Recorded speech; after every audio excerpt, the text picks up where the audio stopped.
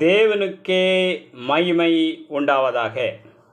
கடந்த ஜூலை மாதத்தில் தேவனாய் கர்த்தர் உங்களை பாதுகாத்து உங்களை ஆசீர்வதித்து உயர்த்திருப்பார் என நான் கர்த்தருக்குள் விசுவாசிக்கிறேன். நீங்கள் கர்த்தர் மேல் வைக்கும் விசுவாசம் இந்த ஆகஸ்ட் மாதத்தில் நிச்சயமாக நீங்கள் விரும்புகிற, நீங்கள்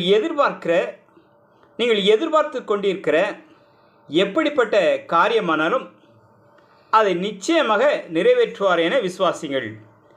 இந்த ஆகஸ்ட் மாதத்தில் தேவனாய் கர்த்தர் உங்களுக்கு வாக்குத்தத்தமாக கொடுக்கிற வார்த்தை ஏசாயா 43 அதிகாரம் 2வது வசனம்.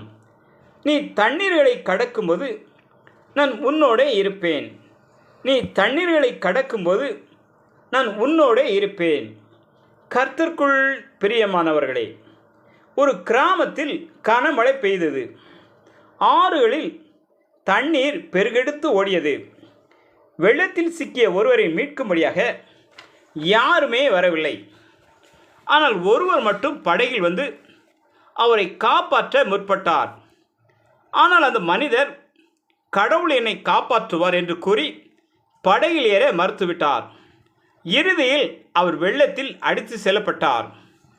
ஒரு குறிப்பிட்ட இடத்தில் அவர் சோர்ந்து போன நேரத்தில் கடவுள் அவரிடம் வந்தார். அப்பொழுது அந்த மனிதர், நான் உம்மை விசுவாசித்தேனே, நான் உம்மை நம்பினேனே, ஏன் என்னை காப்பாற்றும்படி வரவில்லை என்றார்.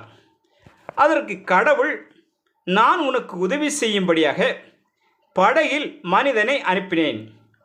நீ என்னை பற்றி கொண்டிருந்தால் நீ விசுவாசத்தில் நம்பியிருப்பது மட்டுமல்ல, அதற்கான வழியை கடவுள் ஏற்படுத்தி தந்திருக்கிறார் என நீ விசுவாசிக்க வேண்டும்.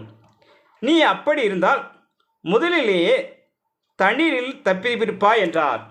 பிரியமானவர்களே, இன்று இந்த ஆகஸ்ட் மாதத்தில் நீங்கள் தேவனாய் கர்த்தரிடத்தில் விசுவாசம் வைப்பது மட்டுமல்ல, உங்கள் விசுவாசத்தின்படி அவர் வழி ஏற்படுத்தியிருக்கிறார் என நீங்கள் முழு மனதோடு நம்பும்போது, வேத வசனத்தில் சொல்லப்பட்ட போல, நீ தண்ணீர்களை கடக்கும்போது நான் உன்னோடே இருப்பேன் என்று நம்பும்போது, இந்த ஆகஸ்ட் மாதத்தில் உங்களுக்கு எப்பேற்பட்ட பிரச்சனைகள், எப்பேற்பட்ட பாடுகள், எப்படிப்பட்ட வேதனைகள், எப்படிப்பட்ட அவமானங்கள் வராமல் தண்ணீரை கடக்கும்போது நான் உன்னோடு கூட இருப்பேன் என்பதற்கேற்ப உங்களை பாதுகாப்பார், உங்களை உயர்த்துவார், உங்களை ஆசீர்வதிப்பார்.